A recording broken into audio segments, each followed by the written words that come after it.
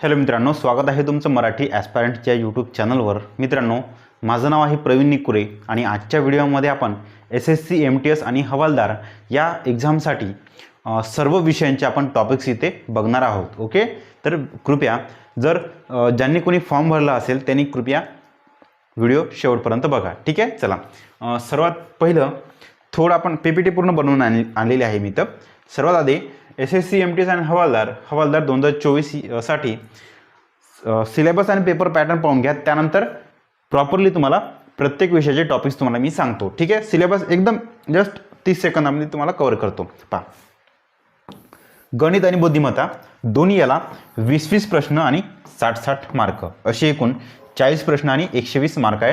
हे पूर्णच्या पूर्ण पहिला सेशन क्वालिफाइंग आहे। इथे तुम्हाला फक्त 40 पैकी 13 मार्क ओपन असेल तर 12 प्लस क्वेश्चन बरोबर आणायचे आहे। एकूण 24 प्लस मार्क इथे घ्यायचे आहे। ठीक आहे, एक मिनट, 48 ना, 12 दूनी 24, 12 ते 48 प्लस इथे मार्क घ्यायचे आहे। पण 48 प्लस मार्क घ्यायचे किती? 120 पैकी 48 प्लस मार्क इथे तुम्हाला घ्यायचे आहे, किंवा 40 पैकी 12 प्लस प्रश्न इथे किंवा 12 क्वेश्चन इथे बरोबर तुम्हाला आणायचे आहे। हा फक्त आणि फक्त क्वालिफाईंग आहे। तुमचा मेरिट कशावर डिसाईड होईल तर तो डिसाईड होईल सेशन 2 वर, ज्यामध्ये जनरल अवेअरनेस आणि इंग्लिश आहे। दोन्ही पण याला इंग्लिश आणि GK दोन्ही याला 25 प्रश्न आणि 75 प्रश्न मार्क असे एकूण 50 प्रश्न आणि 150 मार्क तुम्हाला असणार आहेत। 150 पैकी तुमचा कट ऑफ बनेल। ओके, हे झाला पूर्ण सिलेबस। आता प्रॉपरली सिलेबसचे प्रत्येक सब्जेक्टसाठी कोणकोणते टॉपिक तुम्हाला करायचे, कोणकोणते टॉपिक महत्त्वाचे ते तुम्हाला इथे सांगतो। वॅकन्सी पास चांगला आहे, 8,326 वॅकन्सी, 8,800 8,500च्या आसपास आपली वॅकन्सी आहे। पहिले रिझनिंगचे टॉपिक्स बघा कोणकोणते आहेत। अक्षरमालिका आणि अंकमालिका, सांकेतिक भाषा, समान संबंध किंवा ॲनालॉजी, विसंगत घटक, वर्गीकरण, रांगेतील स्थान, बैठक क्रम, नातेसंबंध, विधान व निष्कर्ष, मॅट्रिक्स, गणितीय क्रिया, प्लस मायनस गुणाकार भागाकार, आकृत्यांवरील प्रश्न। आणि हां, पेपर तुमचा मराठीतून होणार आहे। ठीक आहे, मराठीतून तुम्हाला पाहिजे ती लँग्वेज तुम्ही सिलेक्ट करू शकता, मराठी हिंदी पण सिलेक्ट करू शकता। ओके, हां, मराठी हिंदी इंग्लिश कोणत्या पण तुम्हाला भाषेमधून पेपर सोडवता येते। नेक्स्ट रिझनिंगमध्येच पझल, वेन आकृती, ठोकळा किंवा डाईस नाही का ते डाईस वगैरे, त्यावर प्रश्न तुम्हाला विचारले जाईल। त्यानंतर आहे गणिताचा सिलेबस बघा। मॅथ्ससाठी काय काय सिलेबस आहे ते सांगतो। संख्या पद्धती, लसावी मसावी, शेकडेवारी, सरासरी, वेगवेगळे अंतर, काळ व काम, सरळ व्याज, चक्रवाढ व्याज, गुणोत्तर प्रमाण, क्षेत्रफळ, घनफळ आणि DI इत्यादी घटकांवर इत्यादी सब्जेक्टवर तुम्हाला प्रश्न विचारले जाईल। त्यानंतर इंग्लिश टॉपिक्स बघा कोणकोणते आहेत। फास्ट घेतो जेणेकरून तुमचा पण टाइम बर्बाद होणार नाही। ठीक आहे, तुमचा पण म्हणजे तुमचा टाइम बर्बाद होणार नाही यासाठी फास्ट घेता। इंग्लिशचे कोणकोणते टॉपिक आहे?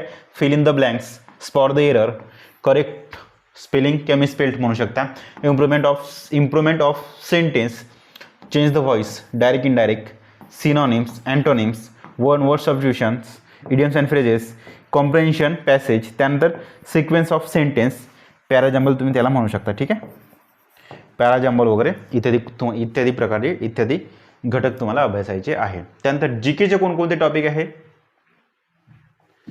चालू घडामोडी, राज्यशास्त्र, भूगोल, विज्ञान, इतिहास आणि अर्थशास्त्र इत्यादी टॉपिक तुमचे GKचे आहे। आता हेच टॉपिक तुम्हाला प्रॉपरली चालू घडामोडीचे वगैरे, ठीक आहे, एक मिनिट, हेच टॉपिक आता तुम्हाला मी डिटेलमध्ये सांगतो GKचे। ओके, चला, GK मध्ये काय काय मुद्दे महत्त्वाचे आहेत ते तुम्हाला इथे सांगतो। पॉलिटी बघा, सर्वात जास्त क्वेश्चन करंटवर असतात, करंटच्या नंतर पॉलिटीवर। ठीक आहे, आपण करंटचे टॉपिक्स आपण शेवटी पाहू।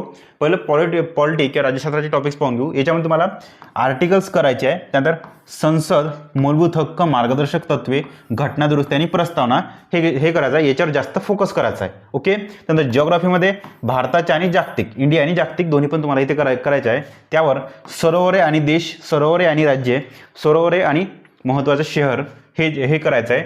नद्या, नद्या, नद्यांचा उगम, नद्यांवरील शहरे इत्यादी तुम्हाला करायचे आहे. नद्यांवरील डॅम आणि नदी कोणत्या राज्यात जाऊन मिळते किंवा कुठं जाऊन मिळते इत्यादी गोष्टी तुम्हाला इथे करायच्या आहेत. नद्यावर कोणकोणते धबधबे आहे ते पण करायचे आहे. कोणत्या नद्यावर कोणते पूल आहे ते महत्त्वाचं नाही. ठीक आहे. मृदा पण थोडं करून घ्याल. मृदाचे प्रकार वगैरे मृदाविषयी तुम्हाला इथे माहिती घ्यायची आहे. कोणत्या ठिकाणी भारताच्या कोणत्या राज्यामध्ये कोणत्या प्रकारची मृदा आहे. ठीक आहे. वने तुम्हाला शिकायचं आहे. कोणकोणत्या प्रकारचे वने आहे, कोणकोणत्या प्रकारचे वने कुठं कुठं आहे, वर्षा वने कुठं आहे, बाकीचे वने कुठं आहेत, ते वनांचे प्रकार वगैरे तुम्हाला इथे शिकायचं आहे. ठीक आहे. आणि वर्षा किंवा पाऊस किंवा पाऊस वगैरे तुम्हाला किंवा मौसम त्याला काय म्हणते वर्ष तुम्हाला इथे शिकायचं आहे. ठीक आहे.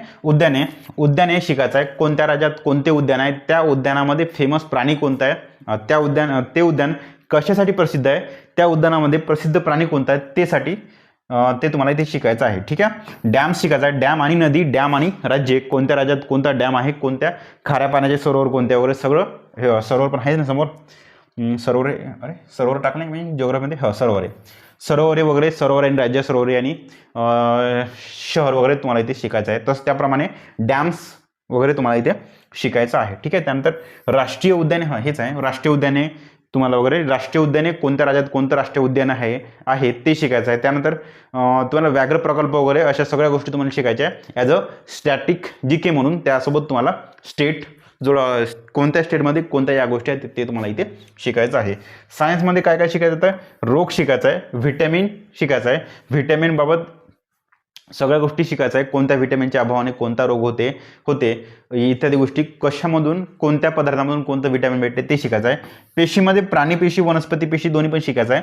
त्यानंतर आवर्त सारणी महत्त्वाचं आहे. आवर्त सारणी, त्यानंतर मूलद्रव्यांचे वर्गीकरण हे जवळपास तुमचं इथं येऊन जाते. ठीक आहे. त्यानंतर प्रकाश शिका. प्रकाशाच्या आतमध्येच तुम्हाला भिंग पण शिकावं लागेल. सूक्ष्मजीव शिकावं लागेल. सूक्ष्मजीव बाबत सर्व तुम्हाला इथे माहिती घ्यावी लागेल. ठीक आहे. व्हायरस सगळं सूक्ष्म, विषाणू, जीवाणू, व्हायरस सगळ्या गोष्टी तुम्हाला इथे शिकायचं आहे. जीवाणूला काय म्हणतात, जीवाणू बी वरून काय नाही काय म्हणते मी विसरलो आता. ठीक आहे. चला नेक्स्ट. बॅसिलस म्हणजे तर नाही, ते तर होणार नाही. ठीक आहे, काय करत नाही. रासायनिक अभिक्रिया ते महत्त्वाचं आहे. त्यानंतर प्राणीशास्त्र, वनस्पतीशास्त्र, प्राणी वर्गीकरण, प्राण्यांचे वर्गीकरण, वनस्पतीचे वर्गीकरण इत्यादी गोष्टी तुम्हाला सायन्समध्ये शिकायच्या आहे. नेक्स्ट. हिस्ट्रीमध्ये काय तर तुमची राष्ट्रीय चळवळ किंवा स्वातंत्र्य चळवळ तुम्हाला शिकायची आहे. त्यानंतर महत्त्वाचा काँग्रेस आहे. गव्हर्नर जनरलमध्ये सगळेच गव्हर्नर जनरल आणि त्यांच्या काळातील घडामोडी, गव्हर्नर जनरल, व्हाईसरॉय आणि देशाचा गव्हर्नर जनरल, फक्त बंगालचा गव्हर्नर जनरल होता पहिलेचा, ते सगळ्या गोष्टी तुम्हाला इथे शिकायच्या आहे. त्यानंतर जहार कालखंड, मवाळ कालखंड इत्यादी गोष्टी तुम्हाला इथे, आणि महत्त्वाचं 1857 तुम्हाला करायचं आहे. ओके. त्यानंतर स्टॅटिक जीके मध्ये काय तर वृत्तपत्रे ही इतिहासातले वृत्तपत्रे आणि त्याचे संस्थापक, पुस्तके आणि संस्थापक, संघटना आणि संस्थापक, आणि त्यातले काही महत्त्वाच्या संघटना असेल तर संस्थापकाव्यतिरिक्त तुम्हाला त्याच्यात सहकारी संस्थापक पण तुम्हाला इथे लक्षात ठेवावे लागेल. ठीक आहे. आंदोलन वगैरे तुम्हाला इथे शिकायचं आहे. आंदोलन आणि आंदोलनाचे नेतृत्व वगैरे तुम्हाला सगळं इथे शिकायचं आहे. ठीक आहे. इकॉनॉमिकमध्ये अर्थशास्त्रामध्ये राष्ट्रीय उत्पन्न शिकायचं आहे. बेकारी किंवा बेरोजगारी, गरिबी, उद्योगधंदे, व्यापार इथे तुम्हाला शिकायचं आहे. आणि पंचवार्षिक योजना तुम्हाला IMP आहे. एक आहे जनगणना. ठीक आहे. जनगणना नाही, जनगणना असते ते,